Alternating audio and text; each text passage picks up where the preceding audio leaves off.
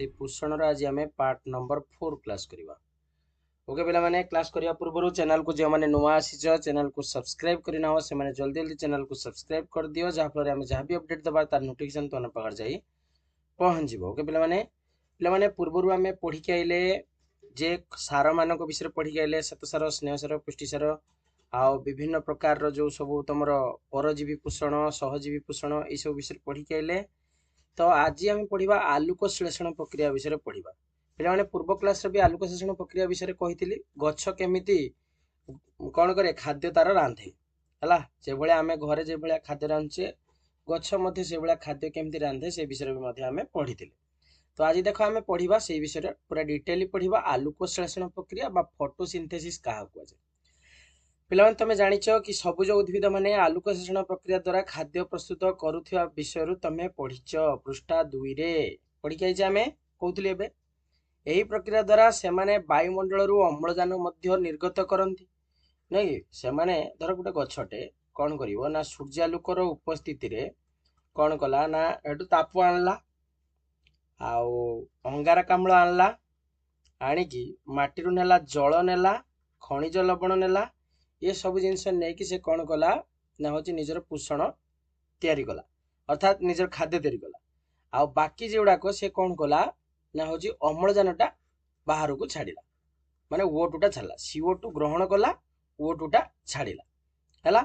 तो समग्र जीव जगत यही प्रक्रिया को प्रस्तुत खाद्य उपर ही निर्भर करते। रॉबर्ट हिल 1869 1991 मसीह 1937 मसीह गवेषणा करी देखाई जे आलुक श्लेषण गोटे शर्करा अणु प्रस्तुत करने 6टा अंगारकाम्ल सर्ट क्वेश्चन एगुड़ा सब 6टा अंगारकाम्ल 12टा जल अणु मध्य रासायनिक प्रतिक्रिया घटे फल शर्करा तुम जो C6H12O6 जेटा तुम कह ग्लुकोज है ग्लुकोज बोली कहूच है 6टा जल अणु 6टा अम्लजान अणु प्रस्तुत करता। इक्वेशनटा या अटे जे 6CO2 माने कार्बन डाइऑक्साइड 6टा कार्बन डाइऑक्साइड 12टा जल अणु संयुक्त होगी तमर गोटे शर्करा जातीय माने C6H12O6 प्लस 6टा जल अणु प्लस 6टा ऑक्सीजन ता सहित एनर्जी प्रोड्यूस करे एनर्जी प्रोड्यूस करे या सब पढ़ी है कि नहीं। अच्छा यही प्रतिक्रिया समीकरण तुम ये देला आलुक शक्ति को हरित लवक उपस्थिति एगुड़ा सब से तैयारी करे। तो केमती तैयारी करे आस देखा ना 1905 मसीह इंग्लैंड रो वैज्ञानिक ब्लैकमैन है आलुक श्लेषण को 2 भाग में विभक्त करते। आलुक श्लेषण प्रक्रिया को केते भाग विभक्त कराइला ना 2 भाग है। फोटोसिंथेसिस तमर होची 2 प्रकार रो किए बाहर करथिले ना ब्लैकमैन है माने गोटे हूँ लाइट रिएक्शन आ गोटे हूँ डार्क रिएक्शन माने गोटे आलुक प्रक्रिया आ गोटे हूँ अंधकार प्रक्रिया। आलुक प्रक्रिया किपरि संगठित हुए आलुक श्लेषण आ अंधकार प्रक्रिया किपरि संगठित हुए आलुक श्लेषण प्रक्रिया आस से विषय पढ़ा। पिलाने से कहूँ आलुक प्रक्रिया बा ताकू कह आलुक रासायनिक प्रक्रिया बा ताकू जैव रासायनिक प्रक्रिया कहुए कौन हुए ना यही 2टी प्रक्रिया द्वारा अंधकार प्रक्रिया अन्य ना हूँ जैव रासायनिक प्रक्रिया है। तो यही 2टी प्रक्रिया पत्र रे थिबा हरित लवक होता है जोटा तो मुझे कही सारी क्लोरोप्लास्ट ही एटा संभव होता है। क्लोरोप्लास्ट भितर थिबा अनेक गुड़िए छोट छोट और चेप्टा टंका आकृतिर थाइलाकॉइड परस्पर उपरे थाक थाक होइकी रही था माने ये टंका आकार रो सब थाक थाक थाक थाक होइकी रही था है। तो सेटा सब थाइलाकॉइड ग्रंथि बोली कहुए है थाइलाकॉइड बोली कहुए। यही थाइलाकॉइड थाक गुड़ी को ग्राना कहुए। ये जो थाइलाकॉइड एगुड़ा सब किस कहुए ना ग्राना कहुए। सर्ट क्वेश्चन आसो तुम चित्र भी ये देख ये चित्र भी लक्ष्य कर है टंका आकार ये होगी रही था। तो यहाँ कहुए थाइलाकॉइड बोली कहुए ठीक अच्छे। नेक्स्ट आस देखा थाक गुड़िक परस्पर सहित सरु कुश झिल्ली भली पदार्थ द्वारा जोड़ी हुई रही है। क्लोरोप्लास्ट रे थिबा जेली बा मोटा तरल रस परी द्रव बा सेही रस को कौन कहुए स्ट्रोमा कहुए। ताने क्लोरोप्लास्ट थिबा जो तरल रस को कौन कहुए स्ट्रोमा कहुए मन रखिबो हला स्ट्रोमा क्या कह जाए ना क्लोरोप्लास्ट थिबा तरल रस को कौन कह जाए ना स्ट्रोमा कह जाए। आलोक श्लेषण रे आलोक प्रक्रिया थाइलाकोइड झिल्ली रे वो अंधकार प्रक्रिया क्लोरोप्लास्ट स्ट्रोमा रे संपादित हुए। अधिकांश टाइम रे शॉर्ट क्वेश्चन पड़े जे आलोक श्लेषण रो आलोक प्रक्रिया रे कोठी संगठित हुए ना थाइलाकोइड झिल्ली रे अंधकार प्रक्रिया रो क्लोरोप्लास्ट रो स्ट्रोमा रे संपादित हुए। मन रखिबो ये शॉर्ट क्वेश्चन। प्रत्येक थाइलाकोइड रे थिबा झिल्ली रे क्लोरोफिल और अन्यान्य आलोक श्लेषण करि परथुवा अणु सब रही था हला। तो आस देखिबा से आलोक प्रक्रिया विषय बुझिबा। एही प्रक्रिया पई क्लोरोफिल जल और आलोक आवश्यक। तने आलोक प्रक्रिया रे कोन कोन जिंस दरकार क्लोरोफिल जल आउ आलोक आवश्यक होता हला जानि हला। तने कोन कोन आवश्यक होता है क्लोरोफिल जल आउ आलोक दरकार पड़े। ठीक अछि क्लोरोफिल जल आउ आलोक। क्लोरोफिल अणुगुड़िक दृश्यमान आलोक रश्मि को शोषण करी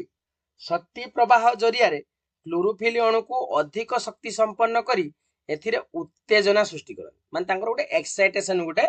सृष्टि करन।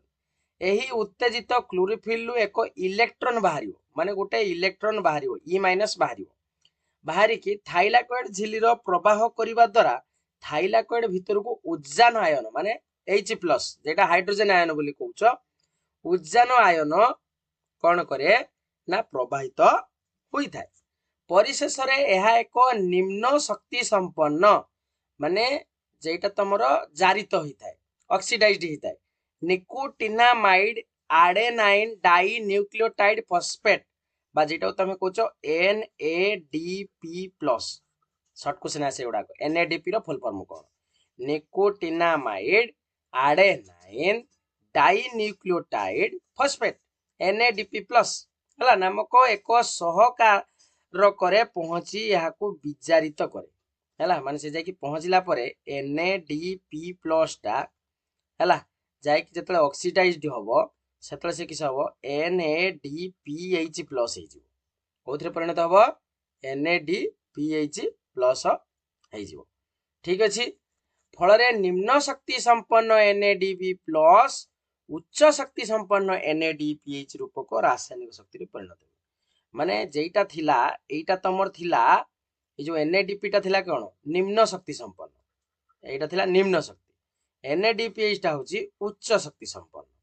हला एथिरे जाके से परिणत हुए। सेहि परि इलेक्ट्रॉन प्रवाह समय रे थाइलाकोइड भीतर को प्रवाहित उज्जान थाइलाकोइड रु बाहर जाए हला एटा उज्जान टा किस होबो ना बाहर जोता भीतर फल रे थाइलाकोइड झिल्ली थिबा ATPase एंजाइम हला ATPase एंजाइम द्वारा एक निम्न शक्ति संपन्न एडेनोसाइन डाइफॉस्फेट बा जेटा तमे कहछो ADP हला कोन कहछे ADP एडेनोसाइन डाइफॉस्फेट एक उच्च शक्ति संपन्न ATP रो मध्य फुल फॉर्म पड़े एडेनोसाइन ट्राइफॉस्फेट ये होची एडेनोसाइन डाइफॉस्फेट डाई माने 2 ट्राई माने 3 हला ये होची कोन उच्च शक्ति संपन्न ये होची निम्न शक्ति संपन्न हला रे परिणत होई थाए उभय ATP और NADPH जतले मिसी जीवो माने NADPH प्लस ATP जतले मिसी जीवो सेतले से कोन हबो ना आलोक श्लेषण शक्ति गठन करिवो कोन करिवो ना आलोक श्लेषण शक्ति गठन करिवो। एहा अंधकार प्रक्रिया रे संगठित हुई रासायनिक प्रक्रिया रे व्यवहृत हुई पुनश्च NADP+ ओ ADP रे परिणत हो हला माने NADPH और ATP थिला से तमर फेर परिणत हो जिवो NADP+ प्लस ADP रे परिणत हे जिवो